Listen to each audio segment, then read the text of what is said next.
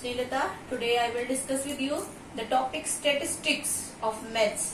Statistics क्या होता है? नाम देखने से तो ऐसे लग रहा है जैसे मैथ का टॉपिक ही नहीं है, बट ये मैथ का बहुत इंपॉर्टेंट टॉपिक है। ये क्या होती है? एक ब्रांच होती है मैथ्स की। वो क्या करती है? It deals with collection, organisation,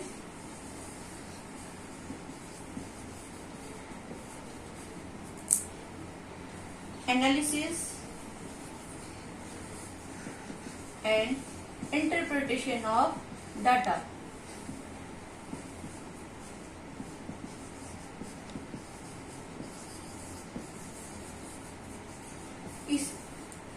इसका मतलब क्या हुआ? जैसे आपने देखा होगा सर्वे होते हैं, सर्वे के लिए आपके यहाँ भी काफी टीम्स आई होंगी। किसी भी चीज का हम सर्वे करते हैं तो हमारे पास बहुत ज्यादा डाटा हो जाता है। लाइक हमने 10,000 फैमिलीज को स्टडी कर लिया, कोई भी है, जैसे इनकम है, उनके कितने स्टडी के बारे में कि मतलब एजुकेशन लेवल क्या है हर मेंबर की इनकम क्या है, चिल्ड्रन कितने हैं एक फैमिली में। तो इस तरह से कोई भी डाटा हो सकता है हमारे पास। उसका कलेक्शन, उसको कलेक्ट करते हैं सबसे पहले, फिर उसको ऑर्गेनाइज करते हैं कि जैसे अलग अलग कॉलोनी का, अलग अलग शहर का, फिर अलग अलग स्टेट का रखा जाता है ऐसे। फिर उसको एनालाइज करते हैं और फिर उससे क्या इन्फॉर्मेशन निकल कर आती है, वो क्या हो जाती है? Interpretation of data. तो अगर कोई भी चीज अगर उसको वेल ऑर्गेनाइज तरीके से हम नहीं करेंगे तो हमारे पास बहुत सारा डाटा हो जाएगा, बट उससे कुछ भी इन्फॉर्मेशन हमें नहीं मिल पाएगी। तो ये क्या होती है? तो जैसे कोई भी हमने किसी भी चीज को स्टडी किया तो बहुत ज्यादा डाटा इकट्ठा हो गया, बट अगर हम उसे वेल ऑर्गेनाइज तरीके से नहीं रखेंगे, उसको एनालाइज नहीं करेंगे, उससे क्या इन्फॉर्मेशन निकली उसको इंटरप्रेट नहीं करेंगे, तो उसका कोई फायदा नहीं है, वो एक वेस्ट की तरह हो जाएगा। तो ये जो ब्रांच होती है उसमें हम क्या सीखते हैं कि बहुत ज्यादा डाटा जो होता है उसको कैसे कलेक्ट करने के बाद कैसे ऑर्गेनाइज कर सकते हैं, उससे क्या एनालिसिस प्रोवाइड होती है हमें, उससे क्या इंटरप्रिटेशन। मतलब ऐसा तो नहीं है ना हर चीज को हम लिख सकते हैं, उससे ग्राफ भी बनाना होता है कई बार कि कोई चीज कम हुई, ज्यादा हुई, वो फ्लक्चुएट करती है। तो ये सब किस में सीखते हैं हम? स्टैटिस्टिक्स में। अब डाटा, अब आप समझेंगे डाटा क्या होता है। डाटा क्या होता है? हमने किसी भी चीज को स्टडी किया, उसके साथ जो हमें, जैसे कि ये किसी भी फॉर्म में हो सकता है, न्यूमरस नंबर की फॉर्म में हो सकता है, अगर इनकम है तो नंबर में हो जाएगी, अगर क्लासेस के बारे में है जैसे तो वो अल्फाबेटिकली हो जाएगा। तो ये डाटा जो होता है ना, जो हम किसी भी पर्पज के लिए किसी चीज को स्टडी करते हैं, उससे जो फैक्ट्स हमें मिलते हैं वो क्या हो जाते हैं? डाटा। जैसे अगर हमने एक कॉलोनी को स्टडी किया, उसमें हमने यही पूछ लिया कि फेवरेट स्वीट क्या है, तो फेवरेट स्वीट हमें कैसे पता चलेगी? किसी का लड्डू होगा, किसी का जलेबी होगी। तो वो क्या हो गया? अल्फाबेटिकली डाटा हो गया।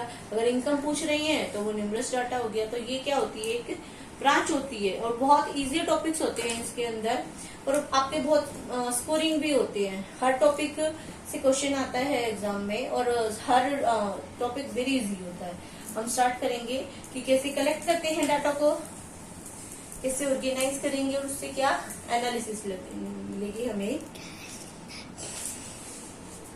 जैसे हमारे पास ये डाटा है, फर्स्ट सबसे पहले हम क्या सीखते हैं? Frequency distribution table. Frequency distribution table, वैसे तो ये आपने लोअर क्लासेस में भी सीखा होगा, बट फिर भी फ्रीक्वेंसी डिस्ट्रीब्यूशन टेबल, कोई भी एक डाटा गिवन है उसको फ्रीक्वेंसी डिस्ट्रीब्यूशन टेबल में कैसे लिखेंगे, या फिर उसको एक वेल ऑर्गेनाइज, ये एक फॉर्मेट होता है कि किसी डाटा को कैसे ऑर्गेनाइज कर सकते हैं, उसमें कैसे लिखेंगे। जैसे डाटा है हमारे पास, हमने एक ब्लड ग्रुप स्टडी किया। क्या स्टडी किया है? ब्लड ग्रुप ऑफ, जैसे ये क्वेश्चन है ब्लड ग्रुप, इसमें हम ब्लड ग्रुप स्टडी कर रहे हैं 30 स्टूडेंट्स का। ब्लड ग्रुप ऑफ 30 स्टूडेंट्स, एक क्लास के 30 स्टूडेंट्स का हमने ब्लड ग्रुप लिखा। तो हम कैसे पता चला हमें क्या है? आपको डाटा कैसे गिवन होगा? मैं I am writing here A B O O A B O A O B A O B A O O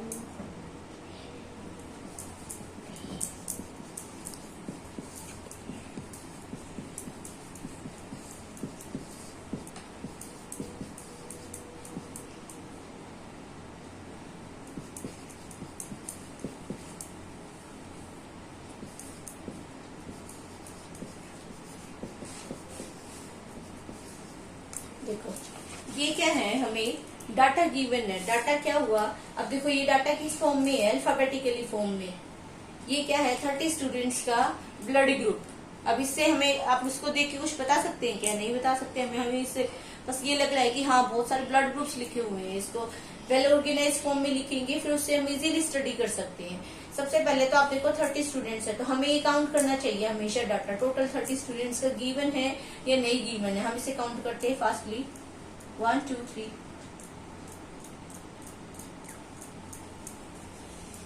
इसको काउंट करके देखते हैं, 1 2 3 4 5 6 7 8 9 10 11 12 13 14 15 16 17 18 19 20 21 22 23 24 25 26 27 28 29 एंड 30।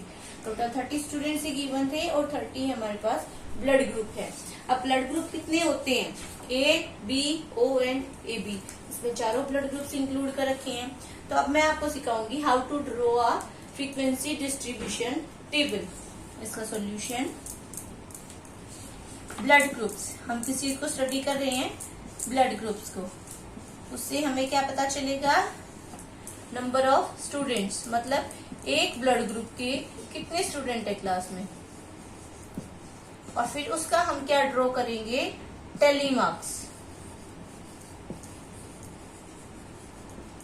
ये क्या होती है हमारी फ्रीक्वेंसी डिस्ट्रीब्यूशन टेबल। इसमें 3 चीजें होती हैं, एक तो जिसको हम स्टडी कर रहे हैं वो फर्स्ट कॉलम में आता है, फिर उसकी फ्रीक्वेंसी क्या है, फ्रीक्वेंसी मतलब वो जो है वो कितने नंबर ऑफ स्टूडेंट्स के पास, या फिर जितने नंबर ऑफ मेंबर्स हम स्टडी कर रहे हैं कितने नंबर है उसका, और फिर वो जो नंबर होता है उसका हम टेली मार्क्स ड्रॉ करते हैं। तो फर्स्ट ब्लड ग्रुप क्या होगा हमारे पास, नंबर ऑफ स्टूडेंट्स, और जो नंबर ऑफ स्टूडेंट्स होते हैं ना उसका फिर हम क्या ड्रॉ करते हैं, टेली मार्क्स। जितने नंबर होंगे उसका हम टेली मार्क्स ड्रॉ करेंगे। जैसे फर्स्ट ब्लड ग्रुप हमने ले लिया ए ब्लड ग्रुप। अब काउंट करते हैं ए कितने हैं, कितने स्टूडेंट्स का ब्लड ग्रुप ए है, 1 2 3 4 5 6 7 8 9। कितने स्टूडेंट्स हैं, 9 students. Next B blood group कितने का है, 1 2 3 4 5 6 स्टूडेंट्स का। Then O blood group 1 2 3 4 5 6 7 8 9 10 11 12। Then AB blood group 1 2 3 and 1 2 3 students का। अब इनका क्या ड्रॉ करना होता है, टेली मार्क्स। देखो टेली मार्क्स कैसे ड्रॉ करते हैं, 4 लाइन स्टैंडिंग लाइंस ड्रॉ करते हैं। जैसे 1 2 3 4, ये 5 6 7 8 9, 6 बनाना है वो हमें, 1 2 3 4 5, 4 तक तो स्टैंडिंग लाइन होती है, फिर 5 में कट हो जाती है। ये 5 हो गया। अब 6 के लिए नेक्स्ट स्टार्ट कर देती है, next group 12 1 2 3 4 5 6 7 8 9 10 11 12 and then for 3 1 2 3. These are the tally marks. आपको ये जो नंबर ऑफ स्टूडेंट्स होते हैं ना, इसको भी टोटल करके देखना होता है कि हमसे कोई छूट तो नहीं गया ना, इसमें कहीं हमने कोई काउंटिंग करते वक्त छूट तो नहीं गया। देखो इसे काउंट करके देखते हैं, 9 and 6 15, 15 and 2 17, 17 and 3 20 and 2 carry, 2 + 1 3, total क्या हो गया ये 30। टोटल स्टूडेंट्स कितने थे 30, और यहाँ भी हमारे नंबर ऑफ स्टूडेंट्स क्या आ रहे हैं 30। अब देखो ये तो एक डाटा गिवन था, इससे हम इसको देख के कुछ भी नहीं बता सकते थे। अब ये हमने क्या बनाई, इसकी फ्रीक्वेंसी डिस्ट्रीब्यूशन टेबल। अब आपसे कोई पूछेगा एक क्लास में blood group A blood group वाले कितने बच्चे हैं 9, बी ब्लड ग्रुप वाले 6, ओ ब्लड ग्रुप वाले 12 और ए बी ब्लड ग्रुप वाले 3। आप इजीली बता सकते हैं। ये इसको हमने वेल ऑर्गेनाइज भी कर दिया, इसको एनालाइज भी कर सकते हैं और इसको इंटरप्रेट भी कर लिया। तो ये क्या होता है स्टैटिस्टिक्स का यूज।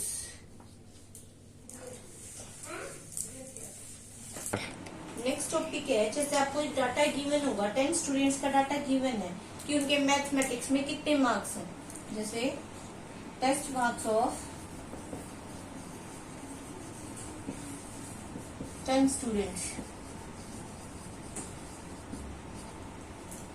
35, 55, 95, 73, 60, 42, 25,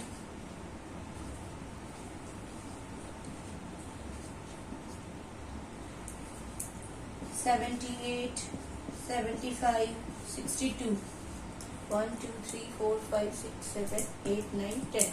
ये 10 स्टूडेंट्स का डाटा है। इससे एक और क्वेश्चन होता है कि ये आपसे पूछेगा कि इसमें हाईएस्ट मार्क्स क्या है। तो जनरली जैसे सिंपल डाटा गिवन है, इसको अरेंज करना है तो आप इसको किस में लिखेंगे, असेंडिंग ऑर्डर में। असेंडिंग ऑर्डर में लिखेंगे या फिर डायरेक्ट आप इन क्वेश्चंस का आंसर कर सकते हैं। फर्स्ट टॉपिक होता है इसका, जैसे फर्स्ट क्वेश्चन हाईएस्ट मार्क्स, या मार्क्स की जगह कुछ भी हो सकता है यहाँ पर। तो इसमें से आप देखिए विच वन इज हाईएस्ट, सबसे हाईएस्ट क्या है 95। तो हाईएस्ट मार्क्स क्या हो जाएंगे 95। लोवेस्ट मार्क्स,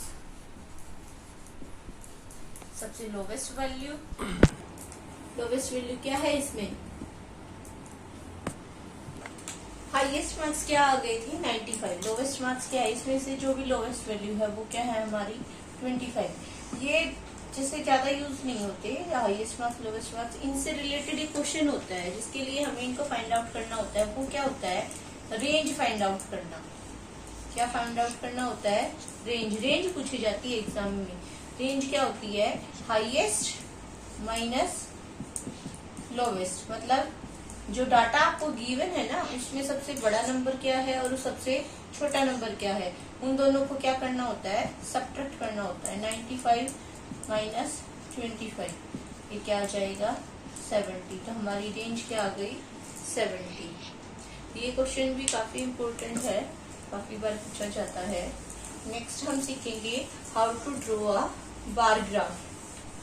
ये जो स्टैटिस्टिक्स में जो टॉपिक्स है ना, bar graph, histogram, frequency distribution table, ये बहुत इजी टॉपिक है और 3 मार्क्स का एक क्वेश्चन होता है जो मार्क्स स्कोरिंग होता है। बहुत इजीली आप उसे सीख जाते हो कि कैसे ड्रॉ करना है एक बार ग्राफ। बार ग्राफ में क्या करते हैं, हमको एक टेबल गिवन होती है। जैसे मैं एक टेबल बना रही हूँ यहाँ पर, heads a family with income 20,000 head plan. एक फैमिली की इनकम है 20,000, उसने क्या किया अपनी इनकम को डिसाइड कर लिया कि वो कैसी अलग अलग सेक्टर्स पे कितना स्पेंड करेगी। लाइक एजुकेशन में कितना खर्च होगा, घर के रेंट पे कितना होगा, क्लोथ्स कितने के लेने हैं, ग्रोसरी क्या है, मेडिसिन में क्या लगेगा। तो उसके लिए उसने क्या किया एक टेबल बनाया। उस टेबल से हम क्या ड्रॉ करेंगे हमारा bar graph. Table I am writing here heads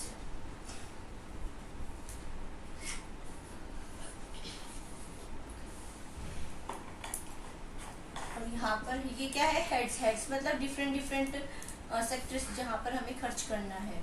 और ये क्या है एक्सपेंडिचर। एक्सपेंडिचर किसमें दिया है इसने 1000 में। एक्सपेंडिचर किसमें दिया है 1000 में। ये क्या है हमारी टेबल जो हमें गिवन होती है। फर्स्ट क्या है ग्रोसरी। ग्रोसरी में कितना खर्च हुआ है 4000। Rent 5000। Education 5000। Medicine 2000। Fuel and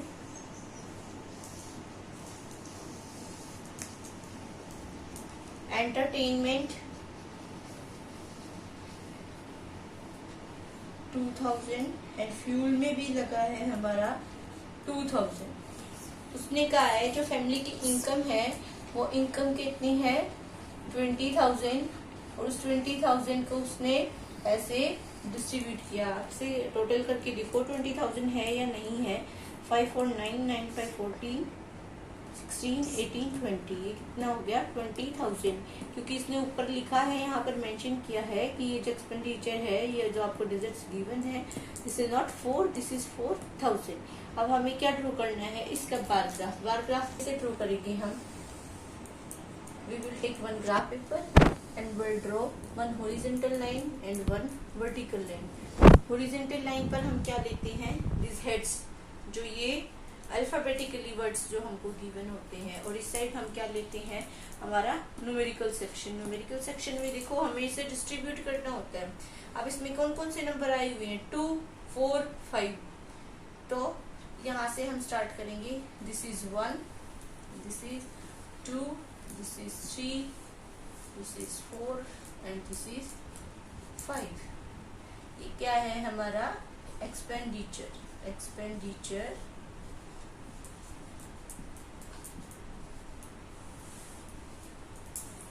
okay, आपको ये जो नंबर्स होते हैं ना, इनको देख के डिसाइड करना होता है कि आप अपने इस ग्राफ को कैसे डिस्ट्रीब्यूट करेंगे। मान लो यहाँ पर 2, 4, 6, 8 ऐसे कुछ होता, तो हम 1 का गैप नहीं रखते, तो हम 2, 4, 6, 2 का गैप रखते।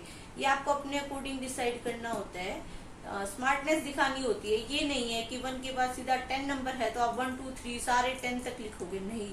1 के बाद 10, 10 के बाद 20, 20 के बाद ऐसे डिस्ट्रीब्यूट हो जाएंगे वो हमारे 0 से 10, 10 से 20, 20 से 30।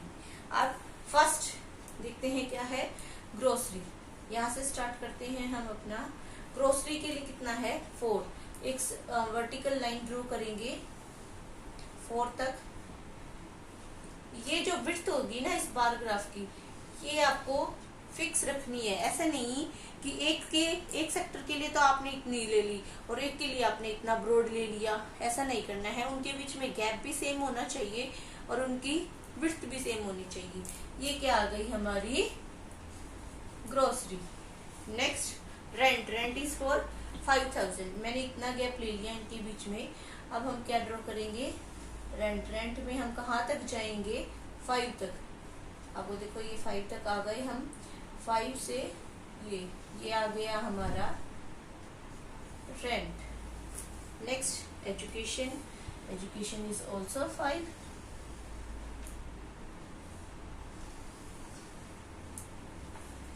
Medicine is 2।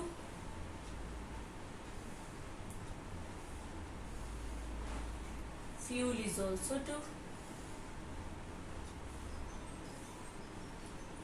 and entertainment is also 2। Rent. Rent के बाद हमारी क्या है, एजुकेशन।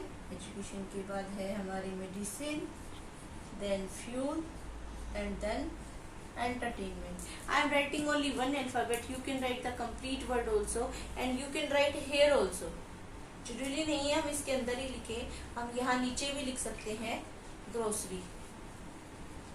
बस हमें ध्यान रखना होता है उस बार ग्राफ के नीचे ही उसका नाम आए, ऐसा नहीं कि उसका नाम दूसरे बार ग्राफ के साथ चले जाए। और इसमें हम काफी बार क्या करते हैं, लाइंस ड्रॉ करते हैं ताकि ये थोड़ा अच्छा लगे देखने में। या फिर आप इसके अंदर इसका नाम लिख सकते हैं, आप कुछ भी कर सकते हैं जो आपको ठीक लगे।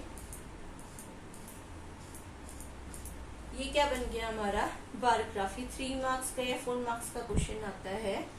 ये नीचे क्या है हमारे हेड्स, जिन पे हमने एक्सपेंडिचर किया है। एक्सपेंडिचर क्या है, ये vertical line. This is called what, our bar graph.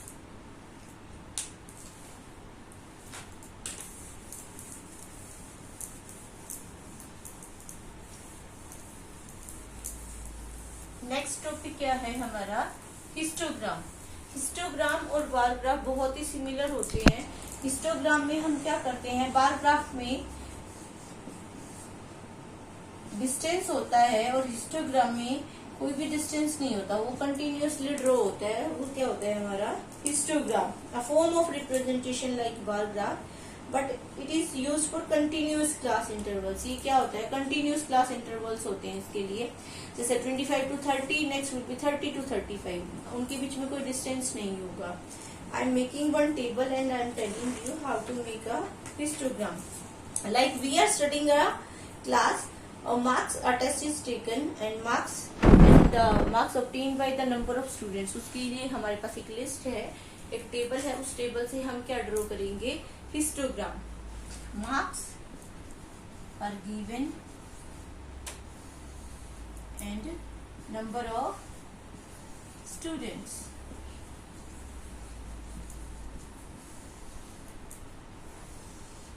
Marks आए हैं 0 to 20 मार्क्स आए हैं 7 स्टूडेंट्स के. 20 to 30 मार्क्स आए हैं 10 स्टूडेंट्स के. 30 to 40 मार्क्स आए हैं 10 स्टूडेंट्स के.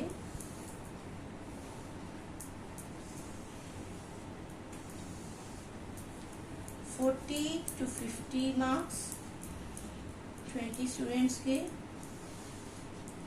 50 to 60 20 स्टूडेंट्स के. 60 to 70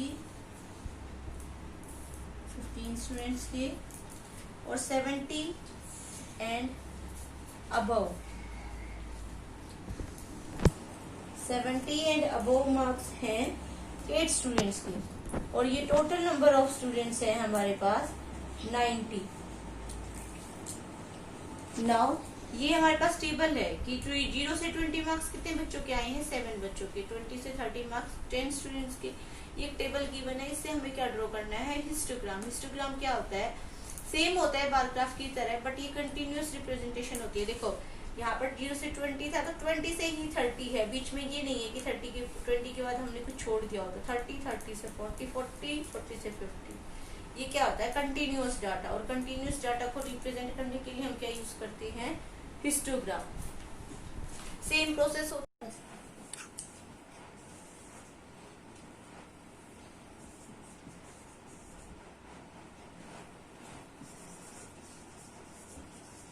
यहाँ पर हमने लिया है नंबर ऑफ स्टूडेंट्स और यहाँ पर हमने लिया है मार्क्स. मार्क्स का डिवीजन क्या है, देखो 0 to 20, 20 to 30, 30 to 40. 10 का गैप है, बट यहाँ पर देखो यहाँ पर 20 का गैप है, तो इसका हमें ध्यान रखना होगा. 0 यहाँ पर क्या आएगा, 10, 20, 30, 40, 50, 60, 70, 80, 90 एंड 100. 100 तक हमने क्यों लिया है, क्योंकि जो हमारा जो टेस्ट था उसके टोटल मार्क्स क्या थे, 100. 70 टू अबोव उसने दे दिया, मतलब 70 से 100 तक. यहाँ पर क्या लेंगे, number of students. Number of students में आप देखो 7, 10, 20 इवन नंबर्स ज्यादा है, तो हम 2 का गैप रखते हैं इसमें. 2, 4, 6, 8, 10, 12, 14, 16, 18 एंड 20. फर्स्ट क्या है, 0 to 20. 0 to 20, 0 से स्टार्ट करना है और 20 तक आना है. कितने स्टूडेंट होंगे, 7. 7 कहाँ आएगा, 6 और 8 के बीच में, यहाँ पर आ जाएगा. ये हो गया हमारा 0 to 20. और 20 to 30 क्या है, 10. इसी लाइन को बार ग्राफ और हिस्टोग्राफ में क्या डिफरेंस होता है, बार ग्राफ में हम गैप लेते हैं, इसमें गैप नहीं होता, ये कंटिन्यूअस चलेगा. जैसे 20 के बाद सीधा 30 आ गई, यहाँ पर 20 से 30 30 से 40. और 20 to 30 कितना है, 10.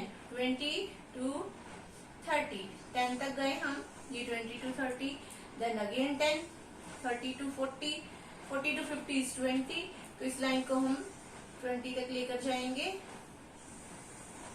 50 to 60 is also 20.